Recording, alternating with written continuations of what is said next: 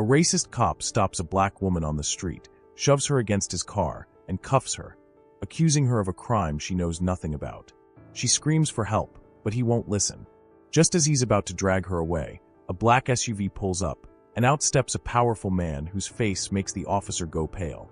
Do you even know who you just put your hands on? The end will shock you. Officer Travis Callahan sat in his patrol car, one hand gripping the steering wheel, the other drumming impatiently against his thigh. His shift was almost over, but his mood was foul. He hated working this part of town. Too many people who didn't respect the law, too many faces that made his skin crawl. He shifted in his seat, eyes narrowing as he scanned the street. Then he saw her. A black woman, mid-20s, tall with a confident stride, was walking alone near the entrance of a corner store. She had her phone in one hand and a purse slung over her shoulder. What mattered to Callahan was that she looked like trouble. His radio crackled. Suspect still at large. Armed robbery on Peachtree. Black female, mid-20s, dark clothing. Approach with caution. A slow smirk crept onto Callahan's lips. Perfect. He threw his car into gear and rolled up beside her. Wait a second. Tell us where you're watching from in the comments. And don't forget to subscribe for more powerful stories like this. Hey, stop right there. The woman turned, her dark brown eyes widening in confusion. Me. Callahan stepped out of his car, his hand already hovering near his holster. Yeah, you. Put your hands where I can see them. She blinked. Excuse me? Don't play dumb. You match the description of a suspect we're looking for. Turn around and put your hands on the hood. The woman let out a sharp, disbelieving laugh. Are you serious? I didn't do anything. Callahan's patience snapped. He grabbed her wrist, yanking her forward. Hey, let go of me, she yelled, twisting in protest. Stop resisting. Callahan barked, shoving her against the hood of his cruiser. Pain shot through her shoulder as he forced her arms behind her back. She gasped, her face inches from the hot metal of the car.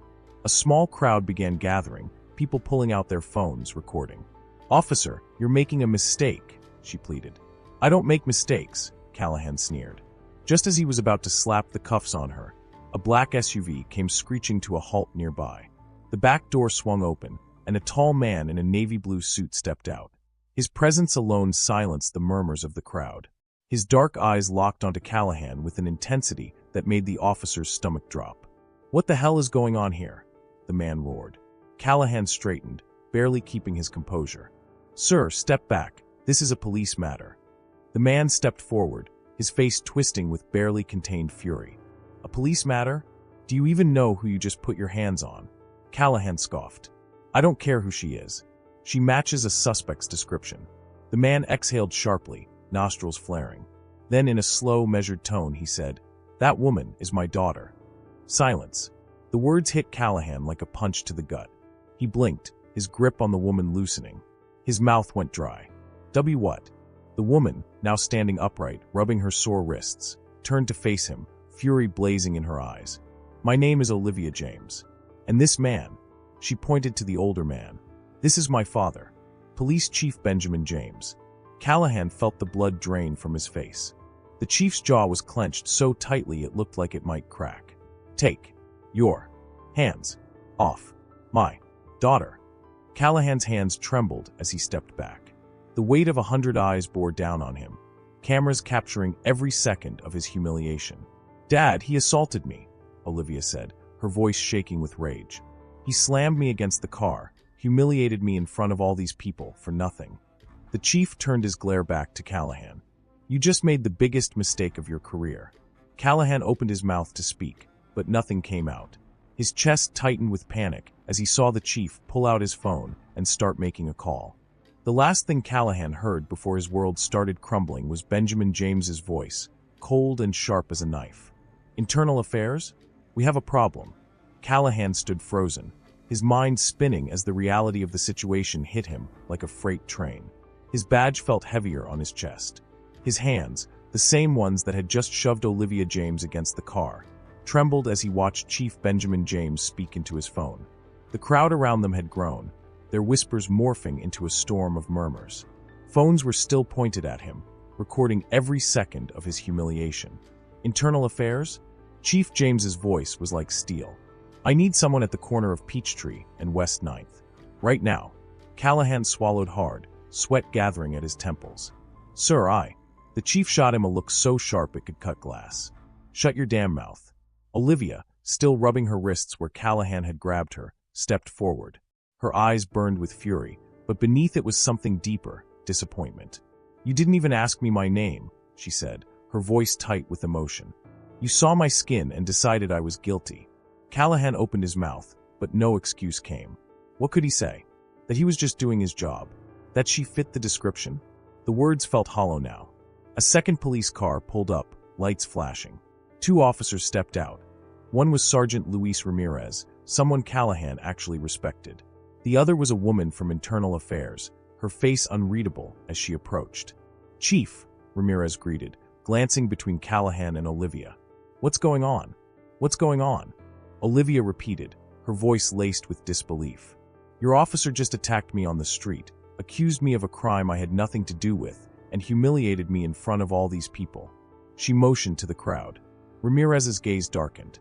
Damn it, Callahan. The Internal Affairs officer, a sharp-eyed woman with a no-nonsense attitude, stepped up. Officer Callahan, badge number 4721? Callahan swallowed. Why, yeah. You are being placed on administrative leave, pending an investigation into excessive force and misconduct, she said flatly. Hand over your badge and weapon. A murmur rippled through the crowd. Some people clapped. Others shook their heads.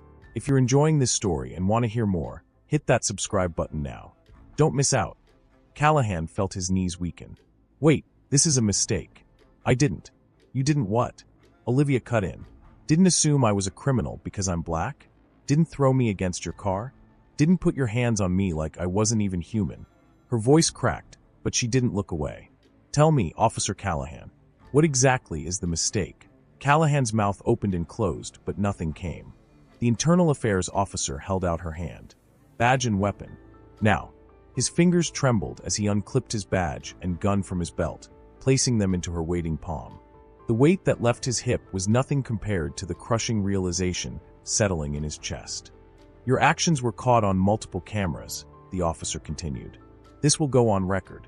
You'll be notified about the next steps. Chief James stepped closer, his voice quieter now but far deadlier. You see all these people, Callahan? You see those cameras? You see my daughter? His voice was laced with quiet fury. You didn't just end your career. You just made yourself a national disgrace. Callahan turned, glancing at the crowd. The live streams. The reporters who had just arrived, their cameras aimed right at him. His humiliation wasn't just happening in real time. It was being broadcasted. His career. His reputation. His entire life as he knew it. Over. Ramirez stepped forward. You need a ride home? Callahan didn't answer. He just stared at the ground, feeling the weight of what he had done. Meanwhile, Olivia took a deep breath, her pulse still racing. The fear, the anger, it all swirled inside her.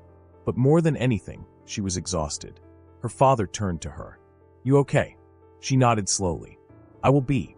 He exhaled, his features softening for the first time. Let's go home. As they walked toward the SUV, Olivia glanced back one last time.